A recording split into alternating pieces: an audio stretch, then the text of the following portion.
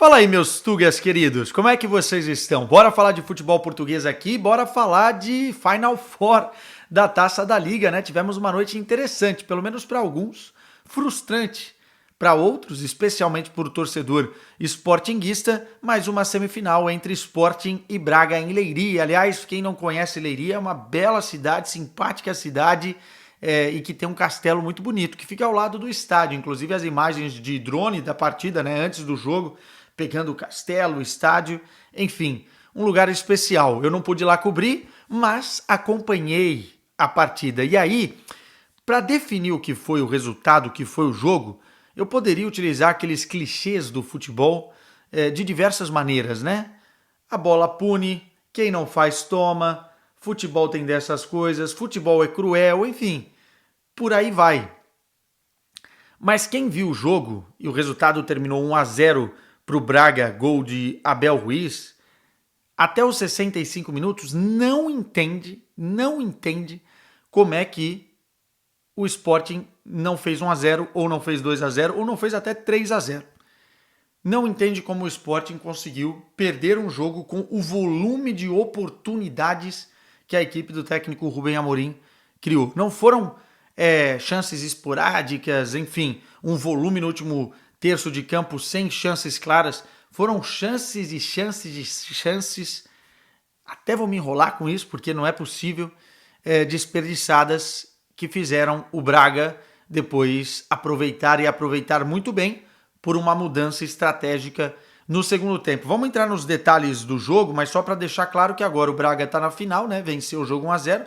Espero o vencedor de Benfica e Estoril nesta quarta-feira para fazer o duelo no domingo. Mais uma final. Parabéns ao torcedor bracarense. Muita gente me segue aqui, né? Faz tempo que eu não falo do Braga, mas parabéns pelo feito conquistado. E o torcedor do Sporting vai ter que engolir a seco um jogo em que o Sporting foi melhor, que o Sporting poderia realmente batalhar por esse título, primeiro título da temporada, campeão de inverno. Seguinte, para os tugas que estão chegando aqui, obrigatório, hein?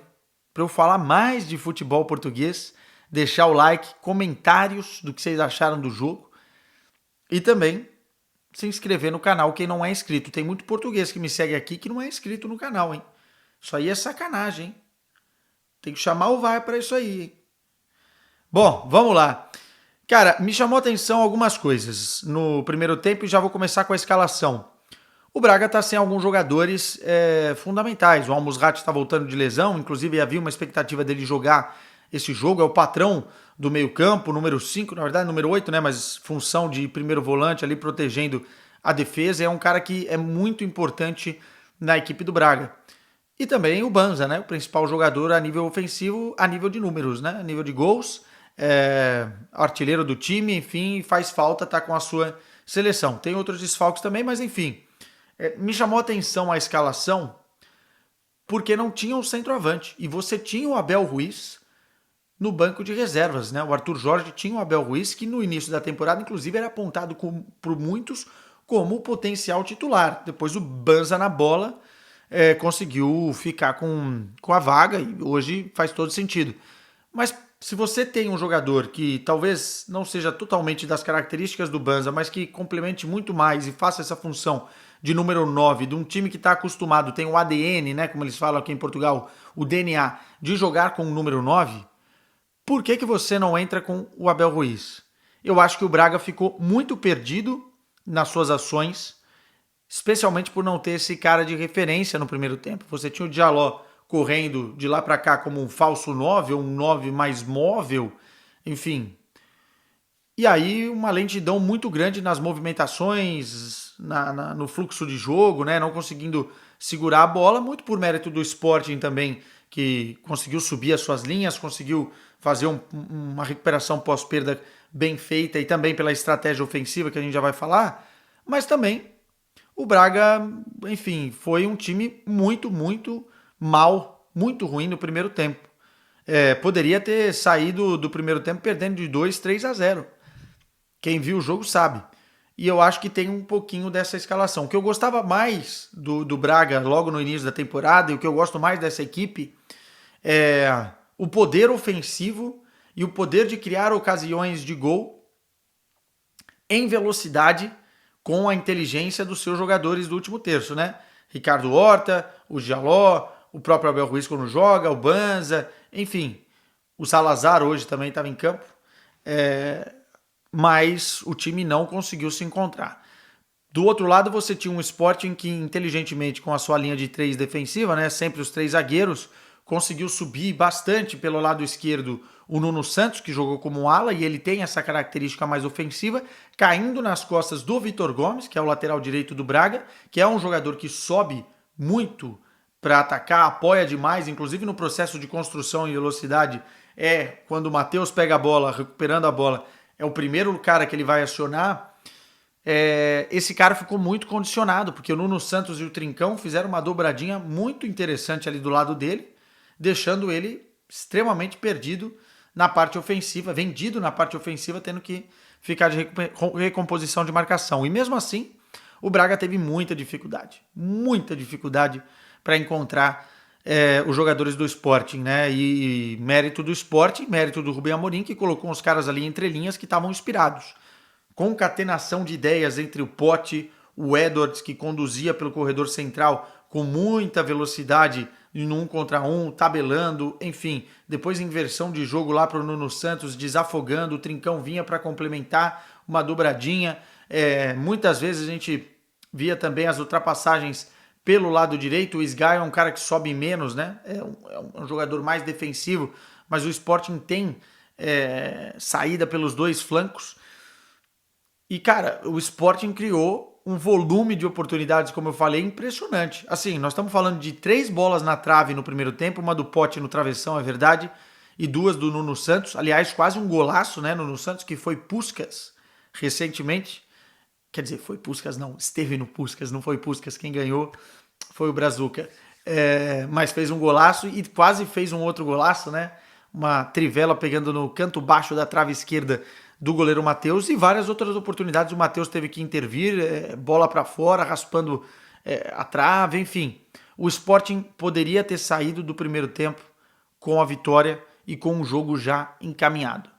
No segundo tempo, o Sporting volta ao Braga, tenta mudar um pouco a postura, subindo mais os seus laterais, tentando fazer o time desafogar um pouco daquela pressão que estava tomando, mas o Sporting volta ainda melhor até a entrada do Abel Ruiz, até o primeiro gol aos 65 minutos. Né? Se eu não me engano, ele entra aos 60 e o gol sai aos 65. Enfim, mas o Sporting volta tendo as boas oportunidades novamente. Estamos falando de jogada que o Gyökeres saiu cara a cara com o goleiro, enfim, ou saiu cara a cara e preferiu tocar a bola de lado, bola passando, raspando a trave do Matheus fazendo defesa, enfim. Foram 18 oportunidades de gol do Sporting contra 8 do Braga.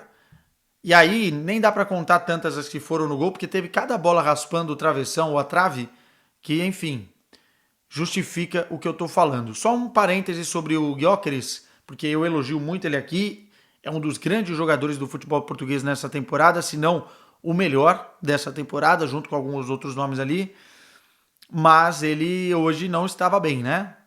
Quando foi acionado, perdeu gols, ou tomou decisões erradas e, enfim, foi encaixotado, envelopado ali pela defesa do Braga em vários momentos, não conseguiu se desvencilhar, e aquela jogada característica do Sporting que a gente está acostumado em bola de velocidade para apanhar a defesa adversária alta, né, a linha alta, para que o Gyökeres tivesse campo para correr, isso não aconteceu em muitos momentos, e quando aconteceu, ele não foi bem, não foi um grande jogo do sueco, e acabou que não foi feliz nas definições, né?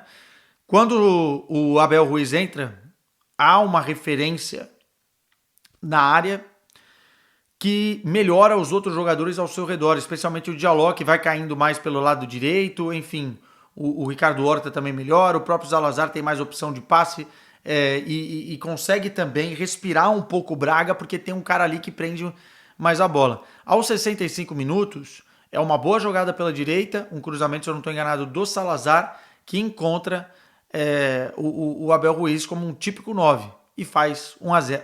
E daí o jogo muda. Muda porque o Braga passa a se defender e a fazer o que gosta, que é sair no contra-ataque, na transição ofensiva rápida, explorando a linha alta do Sporting. E o Sporting fica extremamente ansioso com a situação, né?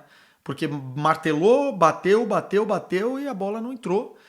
E aí depois tem que correr atrás do resultado e de uma forma até atabalhoada. Teve outras oportunidades, mas não tão claras como já tinha tido. De uma forma até atabalhoada, não consegue, né? Estabanada, não consegue chegar ao gol. Fica ansioso a equipe, fica ansiosa a equipe do Rubem Amorim.